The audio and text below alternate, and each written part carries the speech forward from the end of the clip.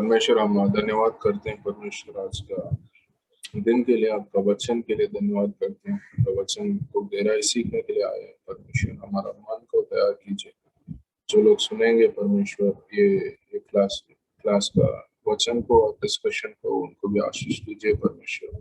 उनसे भी बात कीजिए परमेश्वर, और हमें आपके बारे में और जानना है परमेश्वर। आप जो राह दिखाओगे परमेश्वर, उसी हिसाब से हम आगे जाने के लिए आप आशीष कीजिए परमेश्वर। हमारा दिल को परमेश्वर, दिल में आपका प्रेम और शांति डाले परमेश्वर। आप हमसे बहुत प्रेम करते हो परमेश्वर, धन्यवाद करते हैं परमेश्वर। आपका प्रेम को हम समझने के लिए आशीष कीजिए परमेश्वर।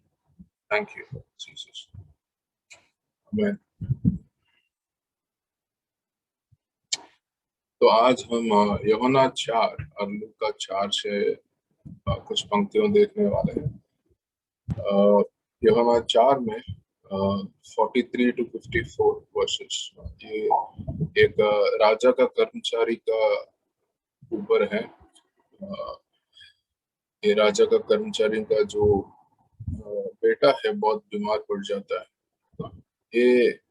ये राजा के साथ एक मुख्य पदवी में है, ठीक है, मुख्य पद में है, और समाज में अच्छा मालूम होना चाहिए लोगों को उनके बारे में, और उसका वो अमीर भी होना चाहिए क्योंकि वो राजा का साथ काम कर रहा है, और बहुत बड़ा पद हो सकता है ये जो जहाँ पे है काम कर रहे हैं। और ये कफरनहूम का शहर में वो जी रहे हैं, और उनका बेटा बीमार पड़ जाता है, और ये उधर काफी डॉक्टर्स के पास लेके गए होंगे जो अच्छा है उस समय का, मगर कुछ इलाज हुआ नहीं, और उन्होंने बहुत रोए होंगे, दर्द हुआ होगा कि मेरा बेटा कैसे जी सकता है। मैं काफी कोशिश किए होंगे,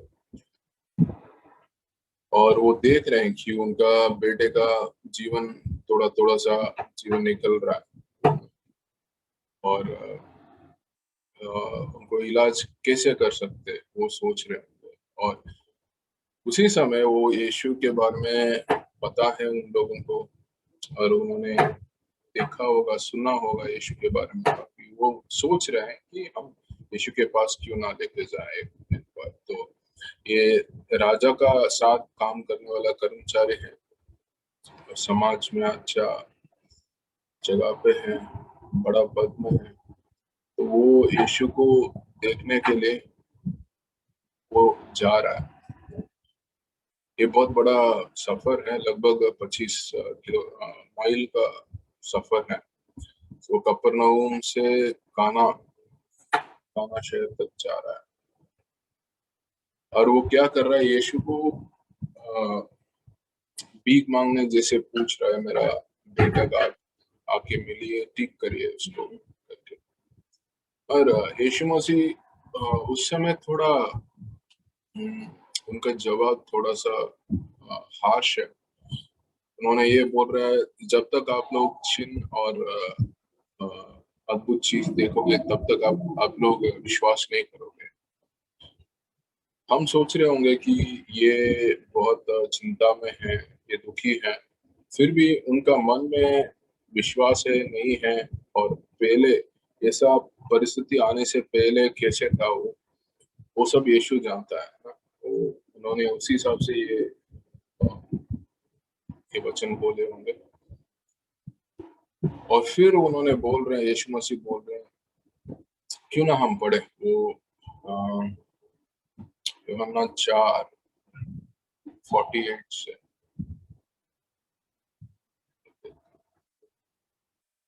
यीशु ने उससे कहा, जब तक तुम चिन्ह और अद्भुत काम ना देखोगे तब तक कदापि विश्वास ना करोगे। राजा के कर्मचारी ने उससे कहा, हे प्रभु, मेरे बालक की मृत्यु होने से पहले चल। बहुत चिंतित में है, उसका बेटा इतना बीमार है, मर सकता है कभी भी ना। फिर यीशु ने उससे कहा, जो तेरा पुत्र जीवित है। उस मनुष्य ने यीशु की कही हुई बात के प्रतीत की और चला गया ना। मतलब इसमें मुख्य विषय ये है कि यीशु मसीह को इन्होंने ये राजा का कर्मचारी बुलाया घर पे आके उनको ठीक करने के लिए, और यीशु मसीह पहले ऐसे बात किया कि आप लोग विश्वास तब करोगे जब चिन्ह और अद्भुत काम देखोगे। और उसके बाद उन्होंने चला नहीं उधर से, उधर वापस उन्होंने यीशु से पूछा, मेरा बेटा मरने से पहले आप आके देखिए। और यीशु ने बोला, तुम्हारा बेटा जीवित है, जी रहा है। और उसको वो ग्रहण किया, वो माना, फिर उधर से चला गया। और आगे जब हम देखेंगे, वो जैसे चल रहा था, उनका नौकर लोग आते हैं रास्ते में और वो बोलेंगे, कल ही आपका बेटा ठीक होगा। और वो पूछेगा कौन सा समय में वो ठीक हुआ, और वो नौकर लोग बोलेंगे, ये समय में ठीक हुआ कल। और उसी समय होगा जब यीशु ने उसको बोला, हाँ, तुम्हारा बेटा जीवित रहेगा। और वो राजा का कर्मचारी को पता चल गया कि ये यीशु का कहने से ही और यीशु का द्वारा ही उसका बेटा का चंगाई हुआ है। और और ये लिखा है कि अंत में उनका और उनका पूरा परिवार विश्वास करते हैं कि हम, अगर वो परेशानी नहीं हुआ होता, शायद वो कर्मचारी का बेटा का बीमारी नहीं आया होता, शायद उसका कर्मचारी उधर यीशु के पास गया नहीं होता, और वो अद्भुत काम देखा नहीं होता, चंगाई देखा नहीं होता, और वो विश्वास शायद किया नहीं होता। तो कभी कभी हमारा बीमारी, हमारा परेशानी यीशु के पास हमें लेके जाता है। काफी लोग कोई बीमारी में थे, आए यीशु के पास चंगाई लिए, फिर उन्होंने विश्वास किया। ऐसा काफी हमने सुने हैं, और इधर इधर भी हम देख रहे हैं। मगर ये राजा के साथ जो कर्मचारी है, दो चीज है, वो अपने आप को नम्र किया यीशु के सामने, वो भीख मांगने जैसे वो किया, क्योंकि वो प्रेम करता है उसका बेटा से और चाहता है वो बेटा जिए। और यीशु के कहने से ही वो ठीक हुआ। यीशु उधर गया भी नहीं है, वो जहां पे थे उधर से ही उन्होंने बोला, तुम्हारा बेटा जिएगा, और वो जिया। और मुख्य बात ये है, ये कर्मचारी, ये राजा का कर्मचारी विश्वास किया, उनका विश्वास इलाज लेके आया। और हमारे जीवन में भी देख सकते हैं कितने लोग का हम दूर दूर होंगे, उनका परेशानी होगा, हम प्रार्थना किए और परमेश्वर उनको उनको ठीक किए। वो चंगाई हो सकता है, कोई परेशानी हो सकता है, कोई परिस्थिति हो सकता है। श्रीलंका में हमने जब इवेंजलिज्म कर रहे थे, उस समय का एक याद है कि एक बंदा ने बोला, मुझे और जानना है, ये कैसे यीशु को प्रार्थना करेंगे, कैसे बाइबल से पढ़ना है। कुछ लोग, एक्चुअली 3-4 लोग का मैं मिला, जो यीशु के ऊपर मानते हैं, मगर उनको पता नहीं है प्रार्थना कैसे करना है, में आराधना कैसे करना है, बाइबल कैसे पढ़ना है, कैसे परमेश्वर से सुनना है।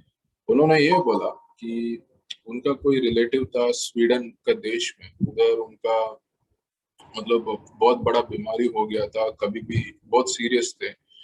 और वो कोई मंदिर में, ये बंदा जो श्रीलंका में है, वो मंदिर में जाके कहीं प्रार्थना कर रहा था। किसी ने उनको बताया कि तुम ये चर्च जाओ, ये चर्च में जाके प्रार्थना करो, काफी लोग चंगाए हुए।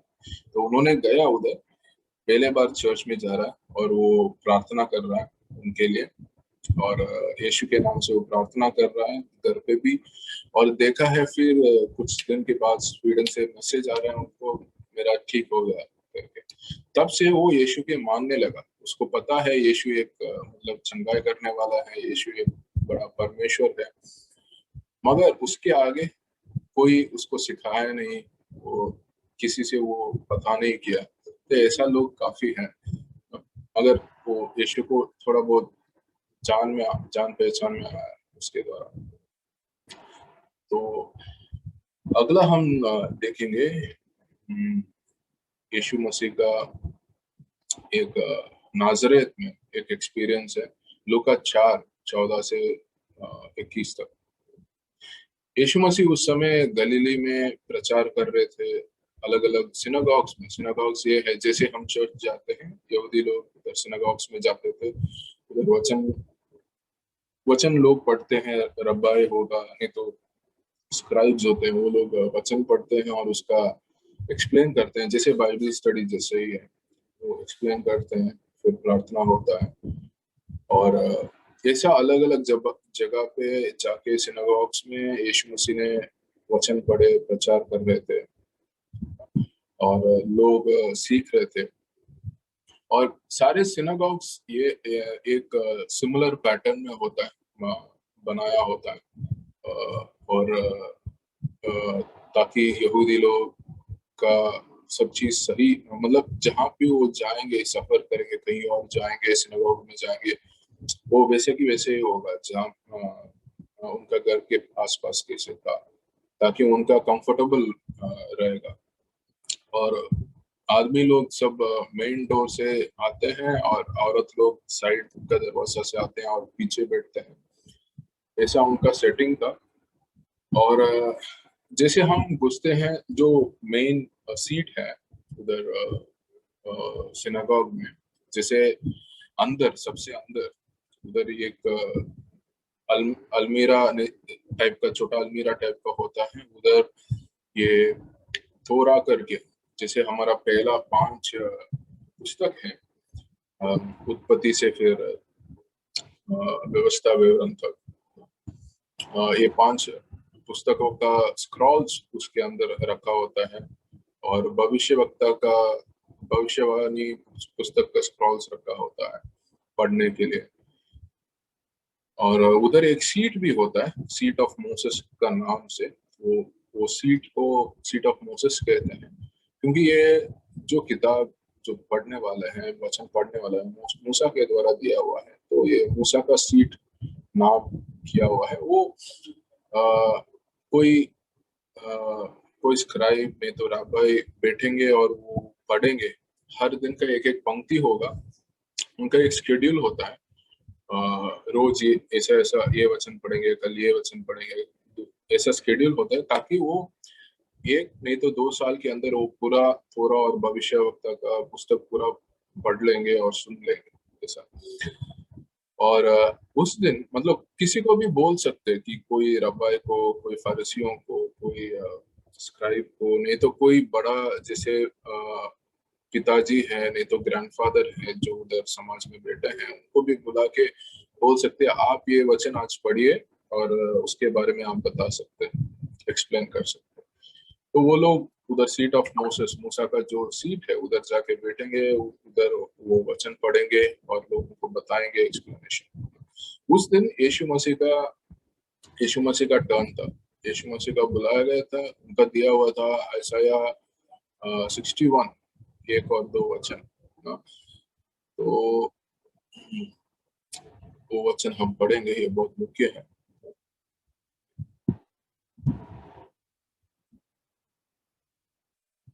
अच्छा, ले रहा हूँ, शायद अभी हम पढ़ेंगे।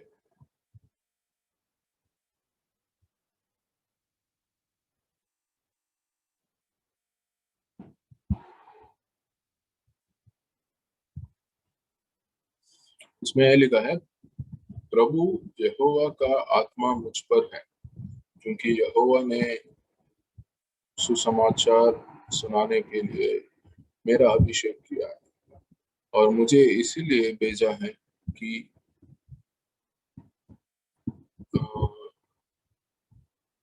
खेदित खेदित मन को खेदित मन के लोगों को शांति दूं, कि बंधुओं के लिए स्वतंत्रता का और कैदियों के लिए छुटकारा का प्रचार करूं, कि यहोवा के प्रसन्न रहने के वर्ग का और हमारे परमेश्वर के पलटा लेने के दिन का प्रचार करो, कि सब विलाप करने वालों शांति दूं। तो ये यीशु मसीह बता रहा है। एक्चुअली ये जो दो वचन है उसके द्वारा वो कह रहा है मैं ही मसीहा हूँ। वो वो वचन पढ़ रहा है, उन्होंने वो मूसा का सीट में बैठ के एक्सप्लेन कर रहा है, उसके बाद वो बोल रहा है आज ये पूरा हुआ। लूका 4:21 में यीशु मसीह ये वचन पढ़ने के बाद बोल रहा है आज आपके सामने ये सब पूरा हुआ। वो बेसिकली ये कह रहा है मैं ही मसीहा हूँ, ये मैं जो पढ़ा हूँ वो मैं ही पूरा कर रहा हूँ। वो भविष्यवाणी आइज़ाया 61 में है, वो मैं पूरा कर रहा हूँ। लोग जैसे उसको सुने हैं उनको बहुत गुस्सा हो गया, उनको पता चल गया वो क्या कह रहे हैं, मगर वो मानने के लिए तैयार नहीं थे, वो ग्रहण नहीं कर रहे थे यीशु को मसीहा करके। तो यीशु ने उसके बाद आगे अगर आप वचन पढ़ोगे उन्होंने कहा कि कोई भी भविष्य भविष्यवक्ता अपना अपना जो शहर है, अपना जो जहां है, उधर कोई भी मतलब ग्रहण नहीं करते, लोगों को बाहर करते, मगर उसका गांव में उसका जगह पे ग्रहण नहीं करते। उन्होंने दो शब्द ये भी कहा था, मतलब उन दिनों में जब एलाइजा का दिनों में काफी विधवा थी, मगर जारेफात का जगह पे जो विधवा थी उसी को भेजा गया था। और एलाइशा का समय में काफी घोड़े वाले थे, मगर सिर्फ नमान जो सीरियन है, नमान सीरियन उसी का चंगा हुआ, क्योंकि ये लोग विश्वास किए थे, बाकी लोग के अंदर विश्वास नहीं था, इसलिए भेजा नहीं गया था। ये सब सुन के लोगों को बहुत गुस्सा हो गया और उनको मारने के लिए कोशिश किया। एक पहाड़ के ऊपर लेके जाके उधर से नीचे गिराने के लिए कोशिश हुआ, मगर यीशु उधर से बच के आ गए। और उन्होंने उस जगह से उन्होंने कफरनहूम गए, कफरनहूम में अपना जगह को शिफ्ट कर लिया, क्योंकि जहाँ पे यहूदी लोग परमेश्वर यहूदी लोग के लिए आए हैं, उनके बीच में प्रचार करके उधर जो विश्वास योग्य लोग हैं उनके द्वारा और यहूदी लोग के द्वारा बाकी पूरा दुनिया में सुसमाचार बांटने के लिए योजना था, मगर यहूदी लोग उसको ग्रहण नहीं कर रहे थे, मान नहीं रहे थे। तो उन्होंने ऐसा एक जगह पे गया जहाँ पे यहूदी लोग भी हैं, मगर ऐसा जो ना यहूदी लोग, जो बाकी अलग अलग जगह से भी लोग हैं। तो कफरनहूम ऐसा एक जगह है। तो आप ये भी सोच सकते हैं कफरनहूम का बात से पहले कितना अद्भुत है कि हम कभी कभी सोचते हैं, कोई पूछता भी है, कोई कुछ कुछ मुसलमान भाई लोग पूछते हैं यीशु मसीह कहाँ कहाँ कहाँ पे बाइबल पे कहा है कि मैं परमेश्वर हूँ। ये भी एक ऐसा पंक्ति है जहाँ पे हम देख सकते हैं यीशु मसीह खुद बोल रहा है मैं ही मसीहा हूँ, मैं ही परमेश्वर हूँ, मैं जो कैदी लोगों हैं उनको छुटकारा देने के लिए आया, जिनका मन में दर्द है उनको चंगाई देने के लिए आया, सुसमाचार बांटने के लिए आया, आपका पाप का माफी करने के लिए आया। और उन्होंने बोला ये भविष्यवाणी पूरा हुआ मेरे द्वारा ना। और लोग क्यों गुस्सा हो रहे थे?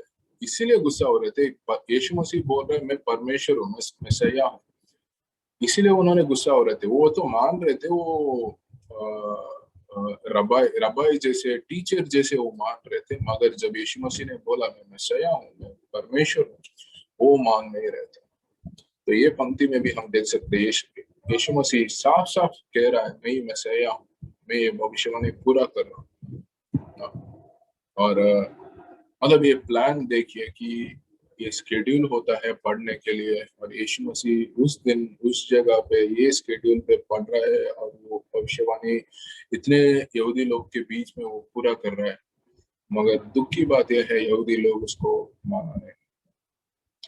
अभी हम यीशु मसीह कफरनहूम में आ गए। कफरनहूम एक ऐसा शहर है जहाँ पे काफी चीज चलता है, जैसे हमारा मुंबई जैसे कह सकते हैं, काफी एक्टिविटी चलता है, काफी पॉपुलेशन है, और मैन्युफैक्चरिंग काफी चीज तैयार होता है उधर, और लोग अलग अलग देशों का लोग भी उधर रहते हैं बिजनेस करने के लिए, रहने के लिए। और बड़ा समुद्र भी था वो शहर में, जैसे मुंबई के पास भी बहुत बड़ा समुद्र किनारे है, चेन्नई में है। तो काफी फिशिंग का बोट शिप्स आता है, और लड़ाई करने का वॉर वेसल्स भी आता है। ऐसा ऐसा शहर है। तो उधर यीशु मसीह ने क्यों उधर गए, उनका बेस उधर क्यों चेंज किया? क्योंकि उधर यहूदी लोग के अलावा अन्य जाति लोग भी हैं, वो जो ये ये संदेश को, ये सुसमाचार को ग्रहण करना चाह रहे थे, वो सुनना चाह रहे थे। और और ये भविष्यवाणी को भी पूरा कर रहा है, जो यशायाह 9:2 में, जो हम पिछले क्लास में भी देखे थे, ये जो लोग अंधेरा में है, ये बहुत बड़ा रोशनी को देखे हैं। और वो जगह को भी ज़ेबुलून और नप्तली के पास, समुद्र के किनारे के पास जो लोग रहते हैं करके, वो कफरनहूम का ही दिखा रहा है। ये भविष्यवाणी यशायाह 9:2 में जो भविष्यवाणी था, उसको पूरा किया। और तीसरा ये है कि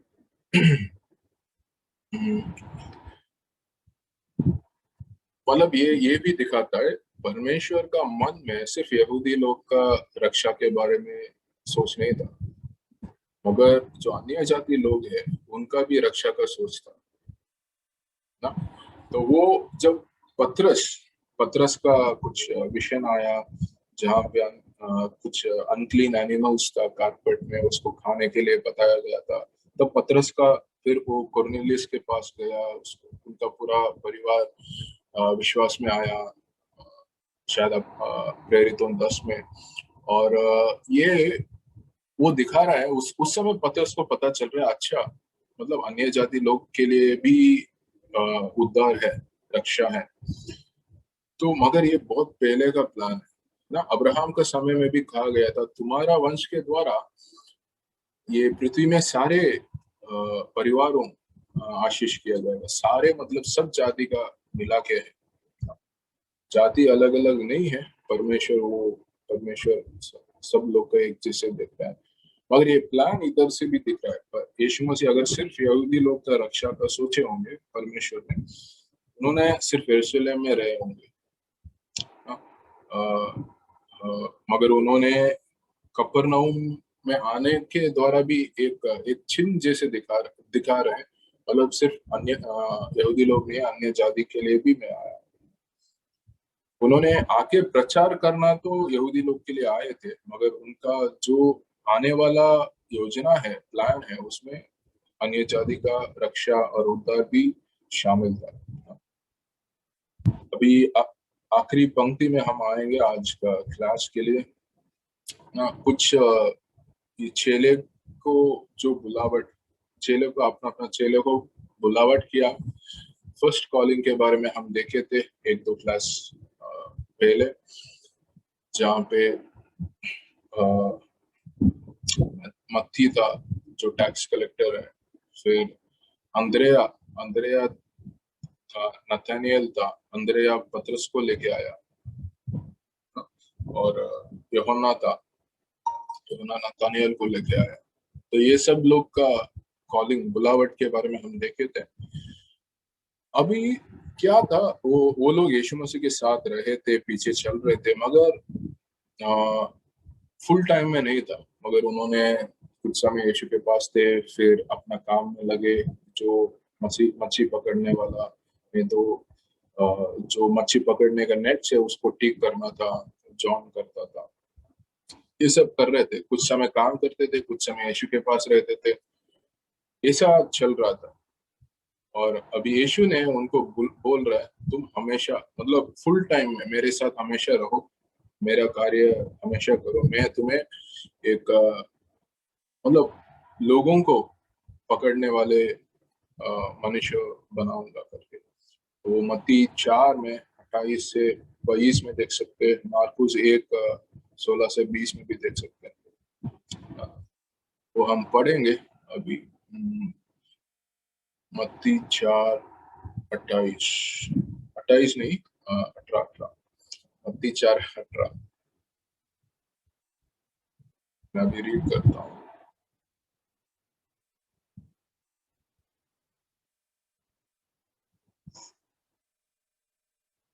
मत्ती 4:18 में ये लिखा है कि उसने गलील की झील के किनारे फिरते हुए दो भाइयों अर्थात सिमोन सिमोन को, जो पतरस कहलाता है, और उसके भाई अंद्रयास को झील में जाल डालने देखा, क्योंकि वो मछुए थे, और उनसे कहा, मेरे पीछे चले आओ, तो मैं तुमको मनुष्य को पकड़ने वाले बनाऊंगा। वे तुरंत अ, जालों को छोड़कर उसके पीछे हो लिए।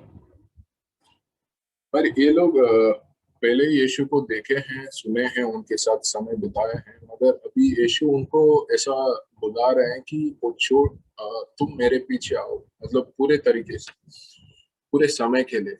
और उन्होंने क्या किया, उन्होंने तुरंत, वो लोग वो जाले मतलब नेट्स डाल रहे थे, उसको छोड़ के वो आए।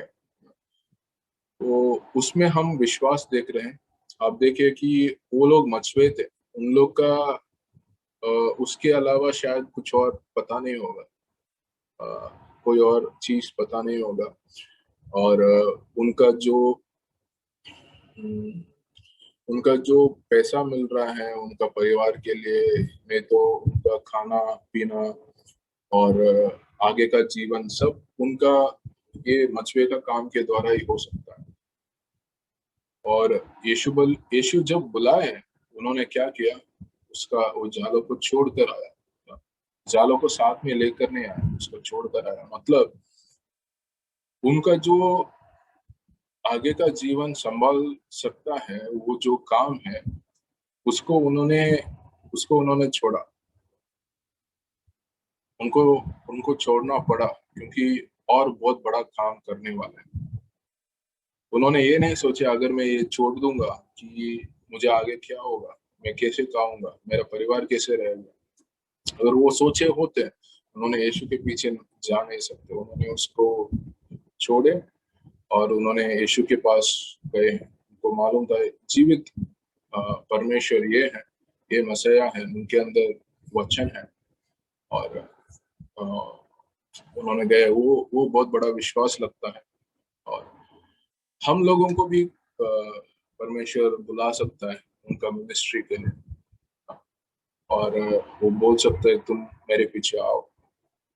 अलग अलग लोगों को अलग अलग तरीके से परमेश्वर बात कर सकते हैं, मगर हमारे अंदर ऐसा विश्वास है क्या कि हम जो काम कर रहे हैं, जो हमारा परिवार को संभाल रहे हैं, जो उसको छोड़ के यीशु के पीछे जाने के लिए। एक और वचन है कि अगर मैं हाथ में वो जो योग बोलते हैं, योग जो जो खेती में पहले वो जमीन को, नीचे का जमीन ऊपर करने के लिए एक लकड़ी होता है ना, हल बोलते हैं शायद, हाँ, हल हल के ऊपर हाथ रख के अगर वो पीछे मुड़ के देखेगा, वो मेरे काम के लिए लायक नहीं है। ऐसा एक वचन है कि परमेश्वर का काम में आने के लिए अगर मैं चुनाव ले लिया, मैं आ रहा हूँ, फिर उसको कर रहा हूँ, उसको करते करते मैं पीछे का जीवन देख रहा हूँ, मैं ऐसा काम कर रहा था, ऐसा इतना कमा रहा था, मेरा जीवन ऐसा चल रहा था, अच्छा था। अगर मैं ऐसा देख रहा हूँ कि मैं फिर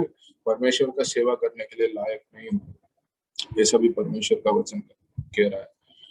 तो हम हम ये सोच सकते हैं, परमेश्वर अगर मुझे, हम सब लोग का शायद बुलावट नहीं होगा, सब लोग का सब लोग सेवा कर सकते हैं, और अपना कलीसिया में जोड़कर, उनका लोकल चर्च में जोड़कर उन्होंने सेवा कर सकते हैं। मगर कुछ लोगों का परमेश्वर पूरा समय के लिए उनको सेवा करने के लिए बुलावट देता है, और वो लोगों को दिखाते हैं, मगर उनका चुनाव है। वो चुन सकते हैं कि वो सेवा पूरा समय करने के लिए मैं जाऊं, ना जाऊं। और इधर हम देख रहे हैं जैसे पत्रस है, अंद्रयास है, यूहन्ना है, ये सब लोग यीशु के पीछे जा रहे हैं। तो ये आज का क्लास है। कोई कोई सवाल है, कोई कुछ बताना है इसे फिर वी कैन शेयर।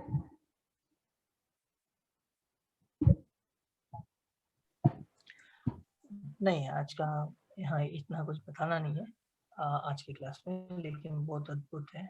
स्पेशली ये जो लास्ट सेक्शन जो आपने बताया है नथानिएल के बारे में, क्या डिसाइपल्स, हाँ क्या, लेकिन जो मतलब परमेश्वर का एक बुलावट रहता है, जो मनुष्य परमेश्वर जो मनुष्य जो विश्वास में बढ़ता है वो ये परमेश्वर का कार्य करता है। और किस तरह के मतलब किस तरह वे लोग ने अपने अपने जो कार्यस्थल था, लोग जो कार्य कर रहे थे, वो सब चीज छोड़ के वे लोग यीशु के पीछे चले। लेकिन वो चलना इसीलिए था क्योंकि हम लोग विश्वास में बढ़ रहे थे, और जो मनुष्य विश्वास में बढ़ेगा वही ये परमेश्वर का कार्य को आगे लेके जा सकता है। और दूसरा चीज है मतलब जो जब वो कार्यस्थल में अगर कोई विश्वास में नहीं बढ़ रहा है, विश्वास में नहीं है, और वो बार बार पीछे देख रहा है, मतलब अपने परिवार के बारे में सोच रहे हैं, कामों के बारे में सोच रहे हैं, तो ऐसा मनुष्य परमेश्वर के कार्य वो शायद ही न कर ना सके। वो कोशिश कर सकता है, लेकिन वो होगा ना होगा वो तो बहुत मुश्किल है उन ऐसे लोगों जो मतलब बार बार पीछे देखते हैं। लेकिन अगर आपने एक बार हल के ऊपर हाथ रख दिया फिर वो आगे ही सोचना चाहिए, मतलब परमेश्वर का कार्य और परमेश्वर आपको वो सामर्थ्य देगा आपको वो काम करने की, मेरा ऐसा विश्वास है। मैंने यस ठीक है। या हम ये देख सकते हैं परमेश्वर का पूरा योजना था, और उन्होंने जो जो भी सब चीज बताना है यहूदी लोगों को, वो मसीहा दिखाने के लिए, परमेश्वर है बताने के लिए सब कुछ उन्होंने किया, और काफी लोग माना नहीं।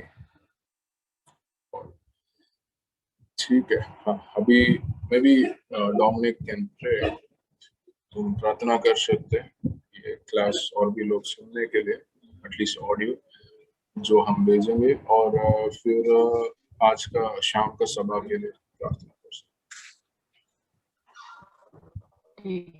हम लोग प्रार्थना करते हैं। अब परमेश्वर हम धन्यवाद देते हैं इस समय के लिए, परमेश्वर धन्यवाद देते हैं परमेश्वर आपकी उपस्थिति के लिए, परमेश्वर धन्यवाद देते हैं परमेश्वर इस क्लास के लिए, परमेश्वर धन्यवाद देते हैं लेनिन जी के लिए, परमेश्वर जो हमें अद्भुत परमेश्वर आपका वचन सुनाता है, परमेश्वर जो स्टडी करने के लिए उतना प्रेम समय लेता है, परमेश्वर हम प्रार्थना करते हैं परमेश्वर इसी तरह परमेश्वर जिस तरह उन्होंने ये बाइबल को हमारी तरफ उन्होंने सिखाया है, परमेश्वर हम आशा करते हैं कि परमेश्वर हमारे इस कलीसिया में हर एक लोग परमेश्वर इस क्लास को सुने, बराबर से सुने परमेश्वर, और आपके वचन में बढ़ते रहे परमेश्वर। जो कोई कारण परमेश्वर काम के कारण या कोई भी कारण परमेश्वर वे लोग जुड़ नहीं पाते, परमेश्वर हम प्रार्थना करते हैं परमेश्वर की जब उनको ये क्लास भेजा जाए तो परमेश्वर वे लोग सुने परमेश्वर, और परमेश्वर आपके वचन में बढ़ते रहे आगे परमेश्वर।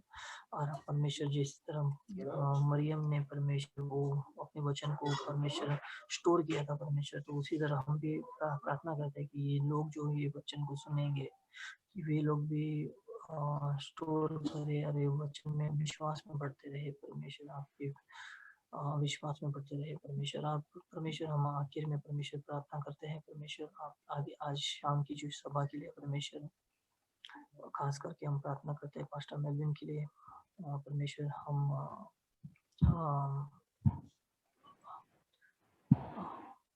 वर्शिप के लिए हम प्रार्थना करते हैं परमेश्वर कि आप अभिषेक करना परमेश्वर, जो गायिका परमेश्वर हर एक पोर्शन परमेश्वर वर्शिप के लिए और अपना ऑफरिंग के लिए, और जो गाना है परमेश्वर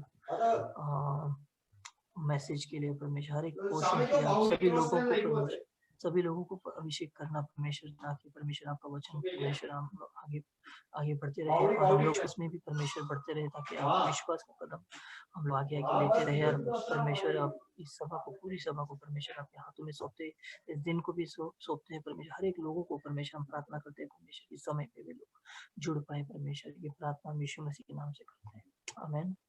आमीन।